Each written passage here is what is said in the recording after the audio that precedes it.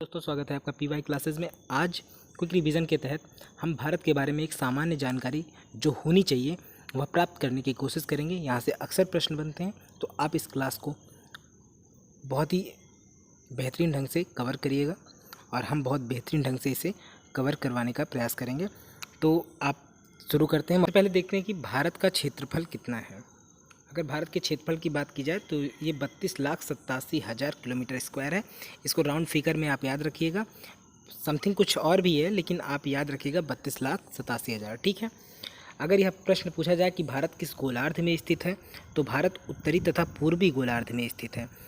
इसका मतलब समझिएगा, जैसे यह अगर हमारा ग्लोब है, आप इसको देखिए, जैसे ये ग्लोब है और जो विषुवत रेखा है वो भारत को, वो विश्व को, वह ग्लोब को दो गोलार्धों में बांटती है, एक उत्तरी गोलार्ध और एक दक्षिणी गोलार्ध। इसी तरह जो ग्रीनविच रेखा है ग्लोब पर 0 डिग्री देशांतर, वह भी संपूर्ण पृथ्वी को दो भागों में बांटती है और इसके पश्चिम का जो भाग होता है उसको कहते हैं पश्चिमी गोलार्ध और जो इसके पूरब का भाग होता है उसे कहते हैं पूर्वी गोलार्ध। तो अगर भारत की अवस्थिति की बात की जाए तो भारत जो है यह पूरी तरह से उत्तरी गोलार्ध में स्थित है तथा पूर्वी गोलार्ध में स्थित है। तो इसलिए भारत की अवस्थिति की बात की जाए तो भारत जो है वो उत्तरी तथा पूर्वी गोलार्ध में स्थित है, ठीक है। आप इसे याद रखिएगा। और यदि बात की जाए भारत के विस्तार की, तो भारत का अक्षांशीय विस्तार 8 डिग्री 4 उत्तरी से 37.6 उत्तरी तक है।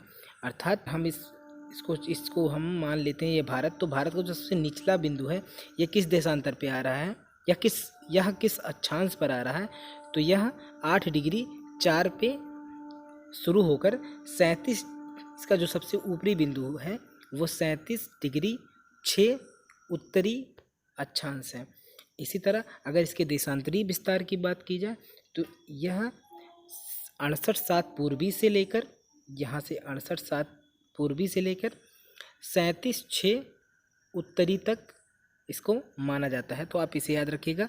अगर भारत के विस्तार की बात की जाए तो अक्षांशीय विस्तार जो है वो 8.4 उत्तरी से 37.6 उत्तरी तक, और देशांतरी विस्तार की बात की जाए तो 68 डिग्री 7 मिनट पूर्वी से 97 डिग्री 25 मिनट पूर्वी तक है।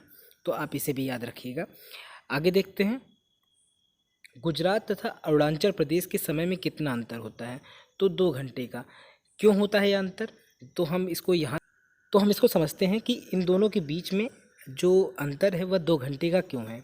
होता क्या है कि हमारा जो कुछ मानक या हमारा जो समय निर्धारित होता है वह देशांतर रेखाओं के आधार पर निर्धारित होता है। तो अगर 0 डिग्री देशांतर पे आपका 0 डिग्री देशांतर पर अगर आपका 12 बज रहा है, तो उसके बाद जो देशांतर है, उस जो 1 डिग्री देशांतर है उसके बीच में 4 मिनट का अंतर आ जाता है।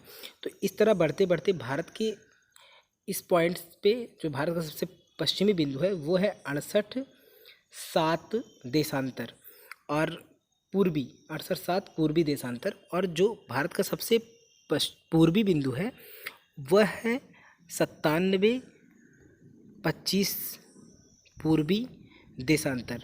तो इन दोनों के बीच में जो लगभग अंतर है वह 30 देशांतर इनके बीच में है।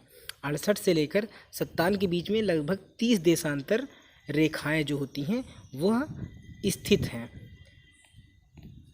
30 देशांतर रेखाएं लगभग स्थित है। अब ये इस तरह 30 देशांतर रेखाएं स्थित हैं। तो कुल मिला के अगर एक देशांतर पर 4 मिनट का अंतर होता है तो 30 डिग्री देशांतर पर 120 मिनट का अंतर हो जाता है। इसीलिए भारत में जो भारत के गुजरात और अरुणाचल प्रदेश के जो समय होता है उसके बीच में 2 घंटे का अंतर पाया जाता है। तो आप इसको भी समझिएगा। आगे देखते हैं,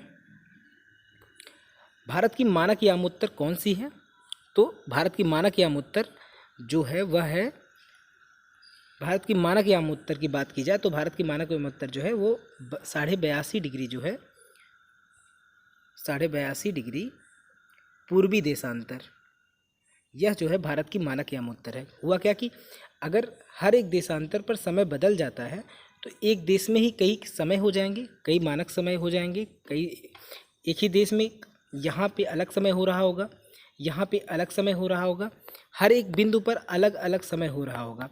इसके लिए एक मानक यामोत्तर की बात की गई, तो भारत ने भी 68/7 जो पश्चिमी देशांतर है वहाँ से लेके 97/6 पूर्वी देशांतर दोनों के बीच में एक मानक यामोत्तर रेखा खींची, जो 82.5 डिग्री आती है पूर्वी देशांतर, और इसी को ही भारत का मानक यामोत्तर माना गया। और जो समय यहाँ पर हो रहा होता है ग्रीनविच रेखा के अनुसार, उसी को पूरे भारत का समय मान लिया जाता है। ठीक है, तो आप इसको याद रखिएगा। आगे बढ़ते हैं, हम देखते हैं ग्रीनविच रेखा तथा भारत की मानक यामोत्तर के बीच में कितने घंटे का अंतर होता है। तो 5.5 घंटे का अंतर होता है। यह प्रश्न अक्सर पूछा जाता है, और कभी कभी क्वेश्चन इस तरह से पूछा जाता है कि अगर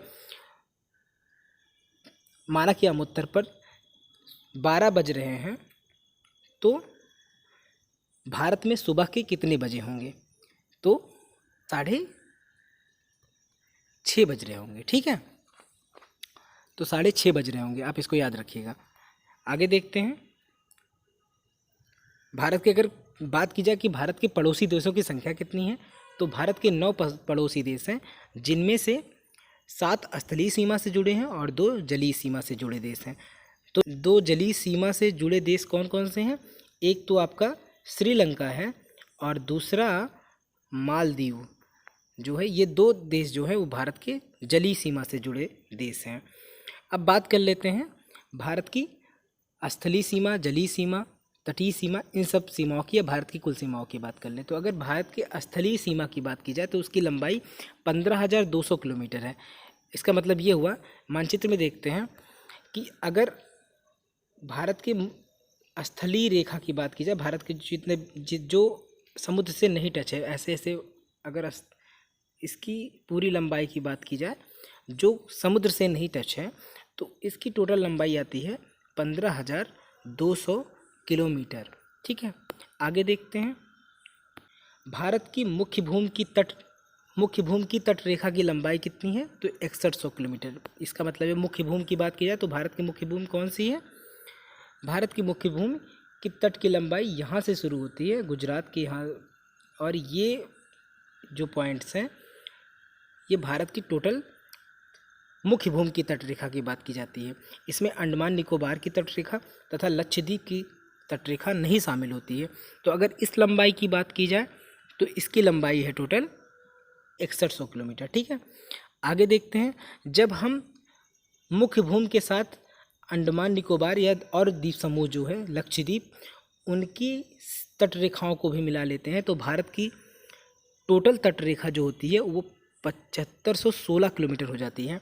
इस तरह से अगर भारत की कुल सीमा की बात की जाए तो 15,200 स्थलीय सीमा और 7516 किलोमीटर की आप तटीय सीमा, कुल मिला के 22,700 किलो, कुल मिलाकर 22,716 किलोमीटर भारत की लंबाई है, भारत की सीमा की लंबाई है भारत। और अगर आगे देखते हैं, भारत के सबसे बड़े राज्य की बात की जाए तो वह है राजस्थान है क्षेत्रफल के मामले में।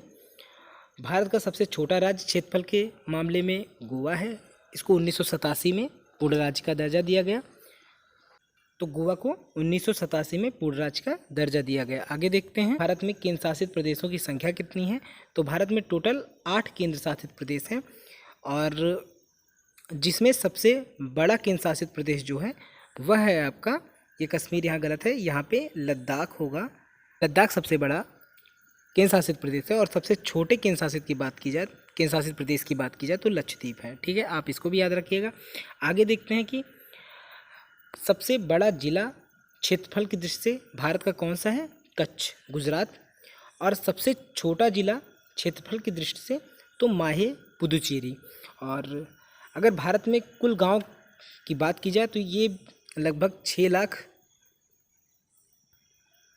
गांव है भारत में। भारत का कौन सा राज्य सर्वाधिक राज्यों से सीमा बनाता है, तो उत्तर प्रदेश। यहाँ लोग मध्य प्रदेश के साथ बड़ा कन्फ्यूज़न रहते हैं, ज़्यादातर लोग मध्य प्रदेश को मानते हैं कि वह सर्वाधिक राज्यों से सीमा बनाता है, लेकिन अगर भारत की बात की जाए तो भारत में सर्वाधिक राज्यों से कौन सा राज्य सीमा बनाता है, अगर यह प्रश्न पूछा जाता है तो वह उत्तर प्रदेश होगा।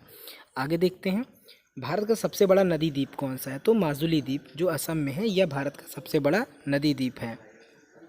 अगर बात की जाए कुल विश्व का कितना प्रतिशत क्षेत्रफल भारत का है, तो कुल विश्व का 2.4% भाग जो है वो भारत का है। यहाँ पे विश्व में जल क्षेत्रफल की बात नहीं की जा रही है, जो स्थल क्षेत्र हैं तो उनका क्षेत्रफल जो है उसका कुल कितना प्रतिशत क्षेत्रफल भारत में स्थित है इसकी बात की जा रही है। तो इस प्रकार से कुल विश्व का 2.4% स्थल क्षेत्र जो है वह भारत का है। आगे देखते हैं, विश्व की कितनी प्रतिशत जनसंख्या भारत में है? तो इसका आंसर हो जाएगा 17.6% जनसंख्या विश्व की जो है वो भारत में स्थित है। ठीक है, आशा करते हैं यह क्लास आपको समझ में आई होगी। इसी आशा और इसी विश्वास के साथ बहुत बहुत धन्यवाद। जय हिंद, जय भारत।